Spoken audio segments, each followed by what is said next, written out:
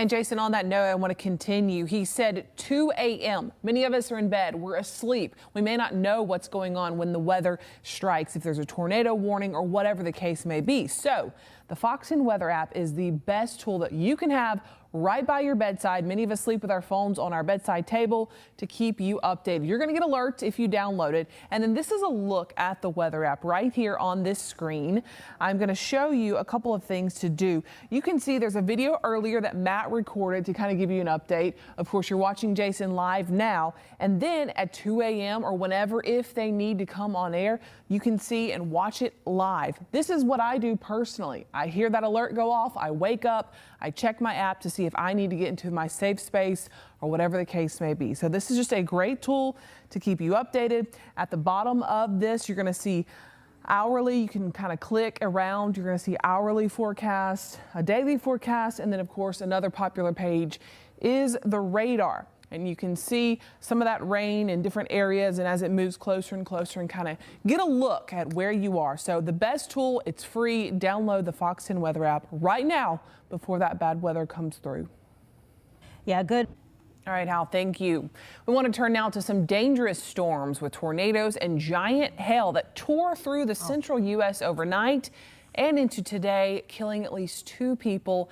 And Lenise, this storm is not over yet, and you're taking a look at some of that damage. Just incredible. Just wicked. And you know, parts of my hometown, Michigan, seeing some of this nasty weather.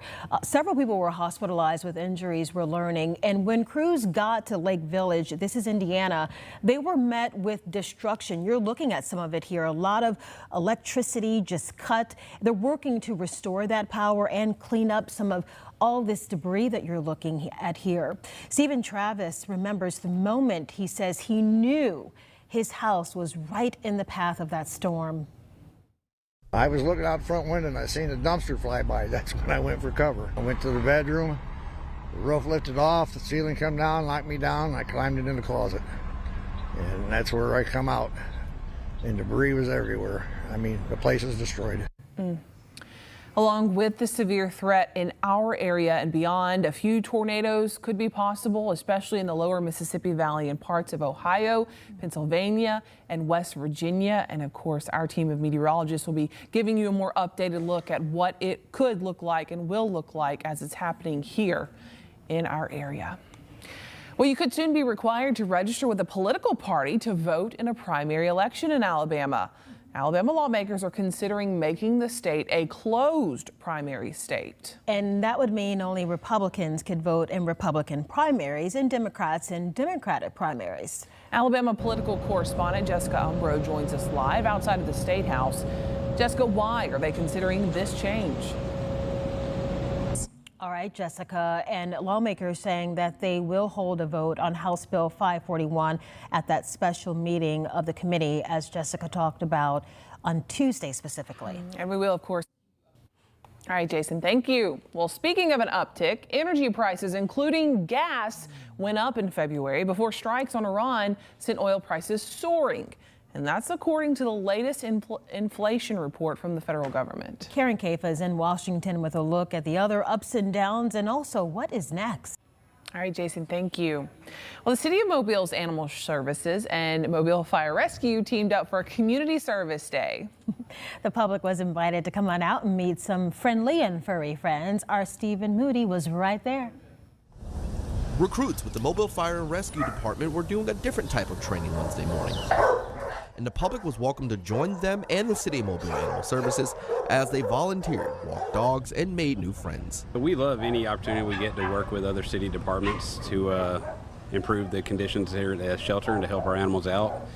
And it also gives the trainees a little break from the day-to-day activities of training. So we're excited to have them, and we're excited to get these dogs out. Last week, the city announced that its shelter was over capacity due to the large number of recent intakes. Over 150 animals are currently housed here. They hope that some of these dogs find their forever home, and if not, it's still nice to see them interact with these future firefighters. That would be the ultimate goal here. But in reality, anytime we can get a dog out to go on a walk or to interact with other people, it helps with their enrichment, it helps with their mental health and their behavior, so it's just a win-win situation. And as these recruits spent the day with these pups, they were able to learn valuable lessons. I think it draws a good correlation. They're here to help people, and animals aren't much different. As humans, we're here to help them. Stephen Moody, Fox 10 News. Bruno Mars is singing his way to the top of the charts. How about that? This is his fourth solo album, The Romantic. It landed at #1 on the Billboard Top 200, marking his first album to debut at the top spot. It's also his first chart-topping record in more than a decade since Unorthodox Jukebox. Now, I have listened to this entire album multiple times. It's rather short, not a lot of tracks, less than 10, I believe.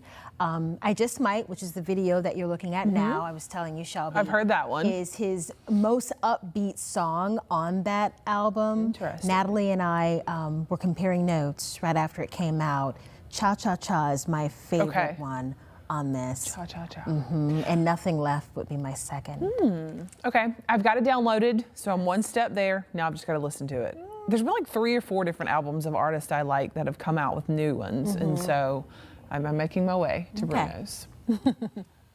All right, Kathryn Hahn is confirming that she's playing the mother in Disney's live-action Tangled. Yeah, Hahn revealed the casting in an Instagram post, taking on the villain first voiced by Donna Murphy in the 2010 animated film. When the news broke Tangled was getting a live-action makeover, fans immediately took to the internet to call for her to be cast as Mother Gothel. Tegan Croft has been cast as Rapunzel, and Milo Manheim is her love interest, Flynn Rider. Filming, by the way, is expected to start in June of this year. The release is expected in 2027. A lot of people really like Tangled. It was cute. It was, but I just didn't anticipate a live action of this one. No, and I don't know. The live actions, I feel like, get so many mixed reviews. Yeah, they do. That I'm wondering why they keep doing them. But I don't know. I'll check it out because I liked Tangled. I thought it was cute. I love, the Rapunzel, her hair. Let down your golden hair. Flynn Rider was funny in that one with his faces. Flynn Rider was funny. So. The frying pan. Yeah, that too. A sneak peek in honor of Mario Day yesterday. Oh, it's a day. Universal Pictures releasing a new trailer for the Super Mario Galaxy movie and announced Donald Glover as the voice of Yoshi. Chris Pratt, Charlie Day, Anya Taylor-Joy, and Jack Black reprised their roles from the 2023 original. The sequel follows Mario, Luigi, and Princess Peach. They're friends as well as they head into space to face off with Bowser Jr. The animated adventure arrives in theaters April 1st. Did you see the first one? No. I didn't really have a reason to watch that. Well, I mean, that sounds weird. I guess what I'm trying to say is Baker hasn't been old enough to appreciate Mario. I did like Mario and playing it as a kid, but I don't know if I would necessarily go see the movie. Yeah, that was the same for me. I liked the game, but I just did not watch the movie. And I don't need a reason to watch animation. I love it all the time. Yeah. But that one just got by me. Listen, I do watch animation. I'm not trying to hate on people. It doesn't matter what age you are. You can watch animation. But Mario just isn't, I guess, I don't know. Yeah. Well, good for them on that sequel.